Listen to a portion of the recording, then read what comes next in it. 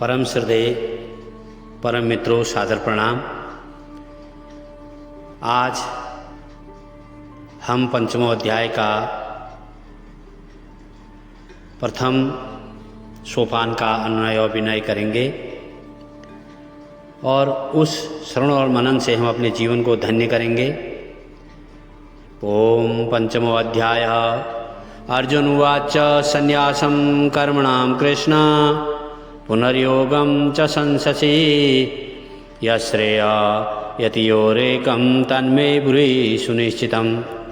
अर्जुन कहते हैं, हे कृष्ण, आप कर्मों के संन्यास की और फिर कर्मयोग की प्रशंसा करते हैं, इसलिए इन दोनों में से जो एक मेरे लिए भलीभांति निश्चित कल्याणकारक साधन हो उसको मुझसे कहिए या मुझको बताइए।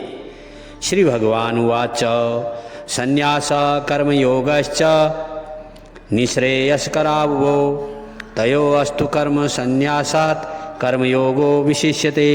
श्री भगवान कृष्ण कहते हैं, कर्म संन्यास और कर्मयोग ये दोनों ही परम कल्याण के करने वाले हैं, परंतु उन दोनों में भी कर्म संन्यास से कर्मयोग साधन में सुगम होने से श्रेष्ठ है। गेयः स नित्य संन्यासी यो न द्वेष्टि न कांक्षति निर्द्वंद्वो हि महाबाहो सुखम बंधात् प्रमुच्यते।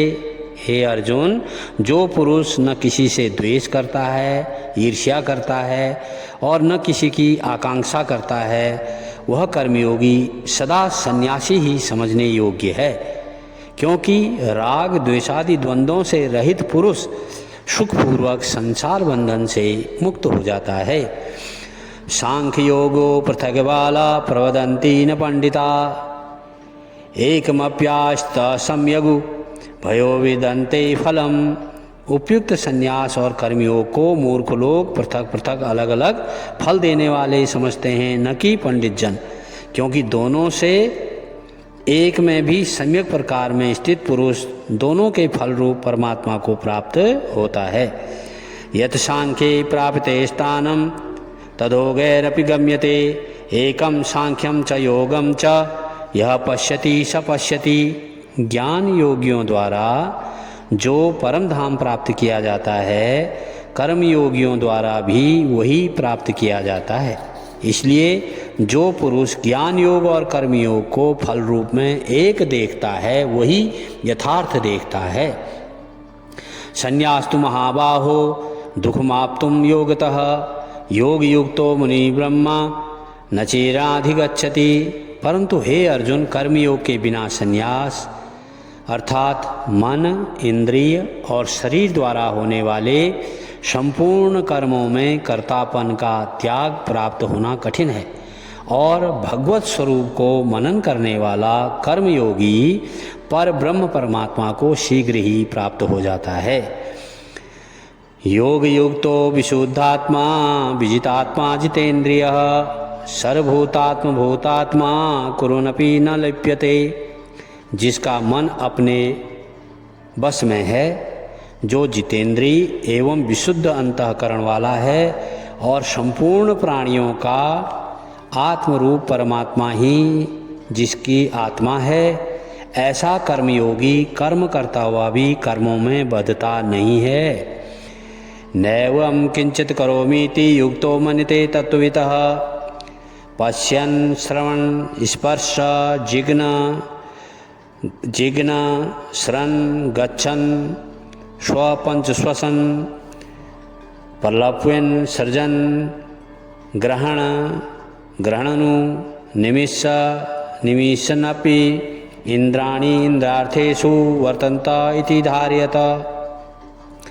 तत्व को जानने वाला सांख्य योगी जो देखता हुआ, सुनता हुआ, स्पर्श करता हुआ, सूंघता हुआ, भोजन करता हुआ, गमन करता हुआ, सोता हुआ, श्वास लेता हुआ, बोलता हुआ, त्यागता हुआ, ग्रहण करता हुआ तथा आँखों को खोलता और मूंदता हुआ अर्थात बंद करता हुआ आँखों को भी सब इंद्रियां अपने अपने अर्थों में बरत रही हैं, ऐसा समझता है। इंद्रियां अपने आप काम कर रही हैं, इस प्रकार समझकर निसंदेह ऐसा माने कि मैं कुछ भी नहीं करता हूँ।